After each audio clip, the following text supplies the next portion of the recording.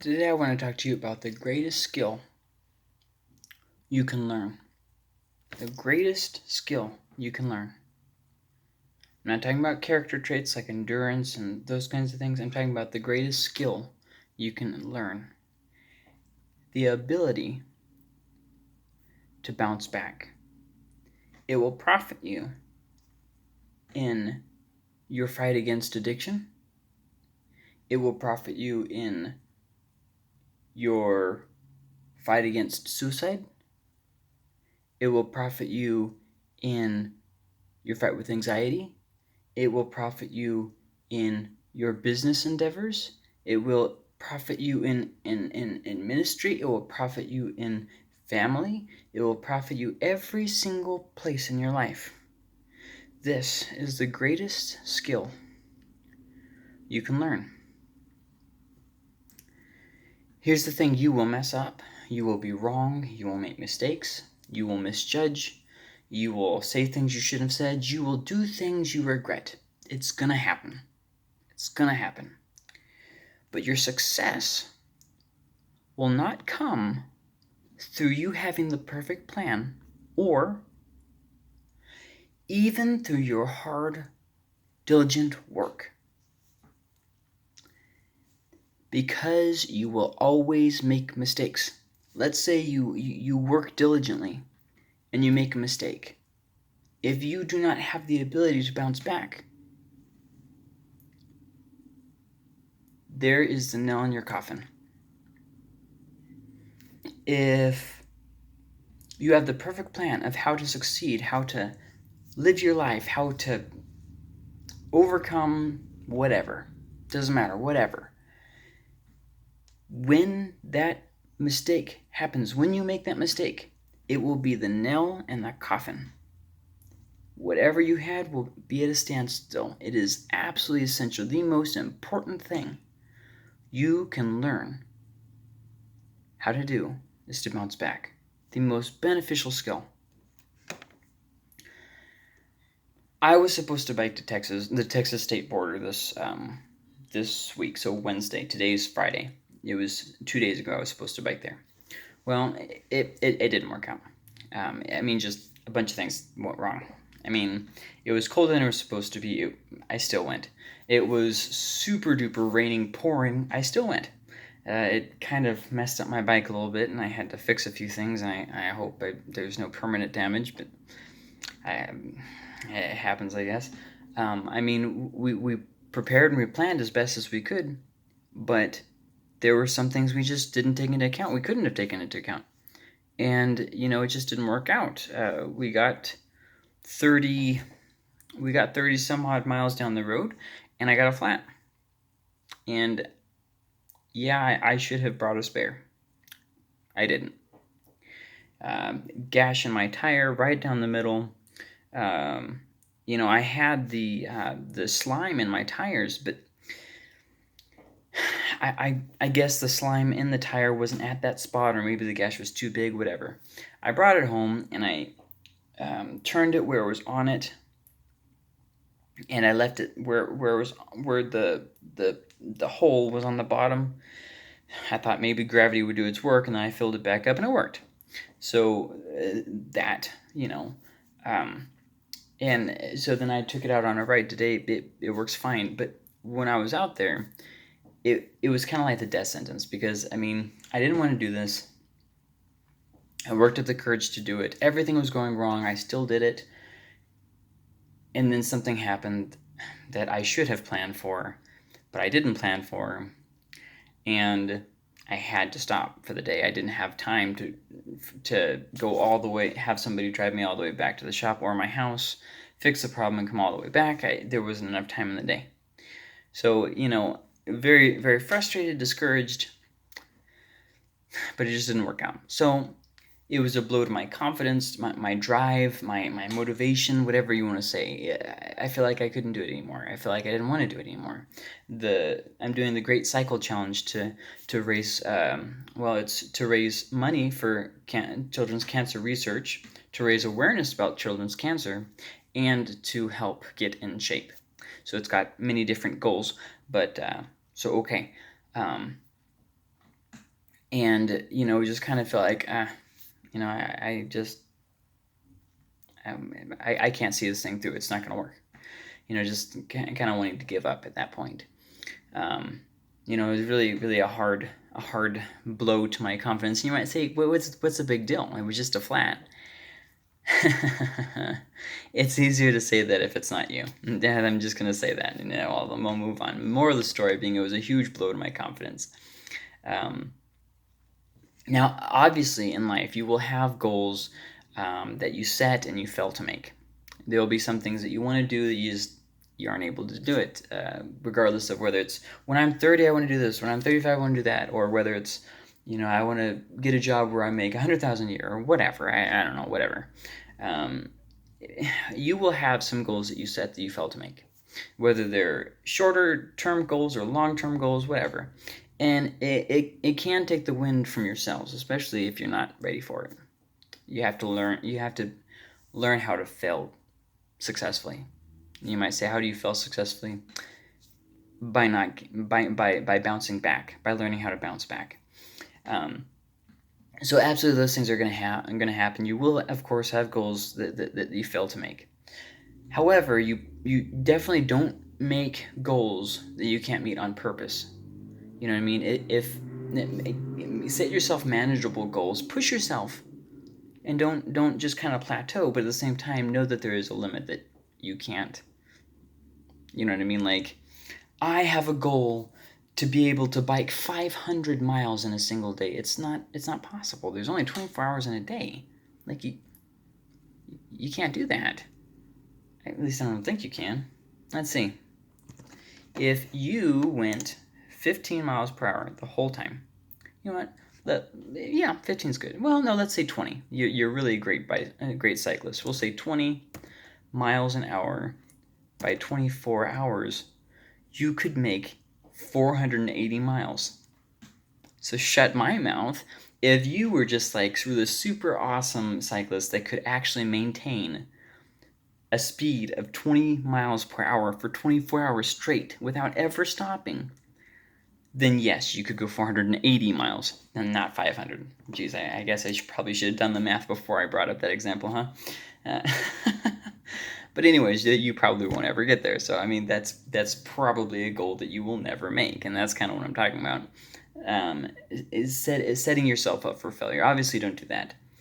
But still, even if you do plan for failure, and you know those, and you make manageable pieces and stuff, when you do fail to make that goal, it does slow your momentum.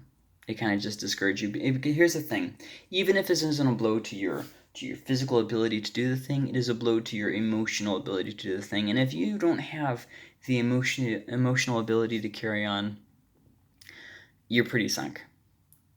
The mind gives out long before the body does, and oftentimes your inability to say I can do this in here prevents you from actually being able to do it out here.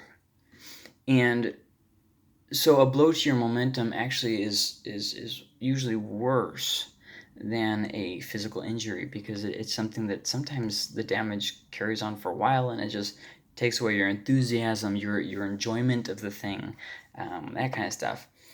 But here's the thing, okay, and I want you to get this. I still went over 34 miles that day. In the rain and the wind, with everything going wrong, I still went over 34 miles.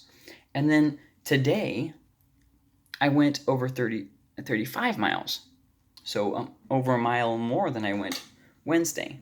And then on Monday, the same week, I went 26 miles. So, let's do the math here. I was only going to do 12 miles on Monday. Then I was going to do 80 miles on Wednesday. And then either not do anything or do one more 12-mile ride on Friday or Saturday, so today or tomorrow. So if I would have done that, it would have been 80, 90, 100, and like 5 or something. Now, so far, I've done 34 plus 35, that's 60, about 70, almost 70. Well, plus the point 0.5, and so about 70 miles there. 80, 96. I'm already over 95 miles anyways. So I'm really not that far behind on my goal. And then I wish I could pull it up.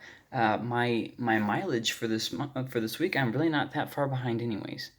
So I can easily bounce back. I can easily make that back up next week, or even tomorrow. I can go on a ride tomorrow. Now these were unscheduled rides, but still, it's not as bad as it seems. Now, and this is the big picture I want you to get from this. Okay, these rides that I did this week, 34, 35, and 26. These are short rides. These are shorter rides to me. Now, I know that there's some people out there that a long ride to them is 12 miles, and that's fine. It's not a competition. You compete against yourself. I'm competing against myself. For me, those are shorter rides. I know I can do that length. I'm not really pushing myself that much. Today was a little bit difficult because it was right into headwind, and it was a route I wasn't real familiar with, and I kind of was, once again, lack of motivation, lack of confidence. But these are shorter rides, and it is kind of discouraging that I'm going on shorter rides instead of achieving longer goals, especially because there's this New Mexico team in my ministry district that I'm in, and they did 5 days straight of 100 doing a century every day. Well, one of the days they only did 90 something. Only they did 90 something, but it's okay because they made it up on the other days. Like they went 108 miles one day and like 102 miles. See what I mean? So they made it up. So they went 500 miles in 5 days. It just blows my mind. More of the story being, I got a little bit off track there. It is kind of discouraging for me that I didn't make that 80 miles. But here's the thing. My shorter rides now are longer than my longer rides were just a few weeks ago. Before, 25 miles was like, I remember the first time I did 25 miles, I was like, wow, I didn't think I could ever do it. Well, now, not one of my rides was 25 miles this week. My shortest ride was 26 miles. My longest ride was 35 and a half miles. See, you will have setbacks. You will have goals that you fail to meet. But what's important is your ability to bounce back, your ability to get back up and keep going. Bouncing back is different than endurance. Endurance is a character trait where it's like patience. You learn to keep your nose to the grindstone and you keep going. Bouncing back is where you're flexible. Something knocks you over and you get back up. You go with the punches. People betray you, you let it roll off you. You keep going. See, endurance is more about sticking with the task. Bouncing back is a skill. It's the ability to learn, or not the ability to learn. It is, yeah, I guess. It is a learned skill of rolling with the punches. Of course, I'm going to try again. And I'm not going to just, hey, it's okay to be right here for forever. I don't ever have to push myself again. That's not the point of what I'm saying.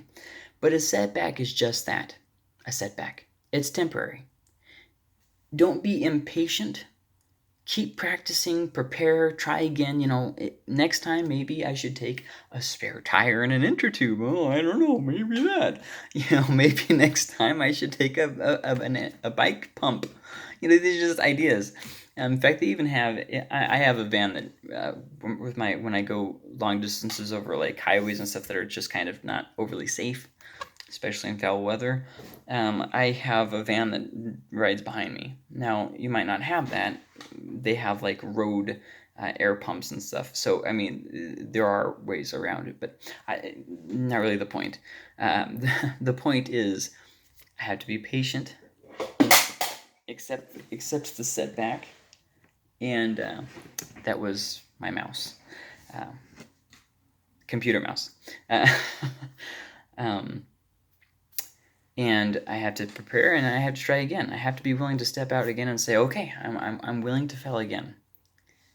I'm gonna try El Paso again. I'm gonna try to get to the Texas state border, and if I fail again, well, then I'll have to practice harder and try yet again. Eventually, I will get it. The farthest I've ever made it is 57 miles, and that was just a few weeks ago. I'm on the 1st of September. I made it 57 miles. That's only 60, 23 miles left. More. And that was like up a mountain and stuff. It was very difficult, 57 miles. So I feel like it just keep practicing. I can get there, I feel. I could be wrong. We shall find out. Anyways, if you don't learn how to bounce back, your setbacks become stop signs. If you don't learn how to bounce back, your setbacks become stop signs. I still did 34 miles on Wednesday. That's not bad. I tried, and yeah, I didn't make it, but you can't connect your value as a person to your ability to be perfect or achieve tasks. Life is more than just marking off, oh, I did that. Your value is more than that. You have to be able to take chances, to be wrong, to fail at your goals and still bounce back. It's okay. It doesn't make you less of a person. Oh man, I thought this was a great idea and it just didn't work out like that. Oh well. You have to learn how to bounce back. Bouncing back is the greatest skill you can learn because when your inevitable setback comes, it won't be a stop sign. Do you hear that? That is the sound of your coming inevitable defeat or destruction, slow, steady burnout. But if you learn how to bounce back, then it's just that, a setback. Creepy. I hate it when my spider does creepy stuff like that. Golly. It's like he knows that I'm afraid of him. He can smell it in the air. Anyways. Okay. So I hope that this lesson benefited you. And so I hope that you also put this into practice. So you can say, how do I learn to bounce back? Well, thinking about it would probably be a good start.